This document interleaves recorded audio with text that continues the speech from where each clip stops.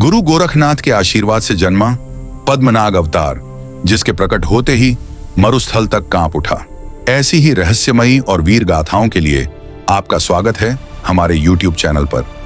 आज हम आपको ले चलेंगे राजस्थान के तपते मरुस्थल में, जहां जन्म हुआ एक ऐसे योद्धा का जो केवल राजा नहीं, आस्था और शक्ति का प्रतीक बना। जाहिरवीर गोगाजी। कहा जाता है कि ददारेवा बागड़ के राजा और रानी वर्षों तक संतान के लिए तपस्या करते रहे। उनकी प्रार्थनाओं से प्रसन्न होकर महायोगी गुरु गोरखनाथ जी स्वयं वहां पधारे। गुरु गोरखनाथ जी ने आशीर्वाद दिया, तुम्हारा पुत्र धर्म और गौ रक्षा के लिए जन्म लेगा। और उसी दिव्य आशीर्वाद से जन्म हुआ जाहिरवीर गोगाजी का। लोक मान्यताओं के अनुसार गोगाजी को पद्मनाग का अवतार माना गया। इसी कारण वे सर्पों के देवता और लोक देवता कहलाए। बचपन से ही उनके भीतर अद्भुत तेज था और गौ माता के प्रति असीम श्रद्धा। वे मानते थे गौ माता की रक्षा धर्म की रक्षा है। उसी समय तुर्की का शासक महमूद गजनवी भारत की ओर बढ़ा। उसका लक्ष्य था सोमनाथ मंदिर और उसका मार्ग राजस्थान के मरुस्थल से होकर जाता था। लोक कथाओं के अनुसार वह रास्ते में गायों को लूटता और उनका अपमान करता था। जब यह समाचार गोगाजी तक पहुंचा तो उन्होंने भाला धरती में गाड़कर कहा, यह धरती मेरी है और गौ माता मेरी।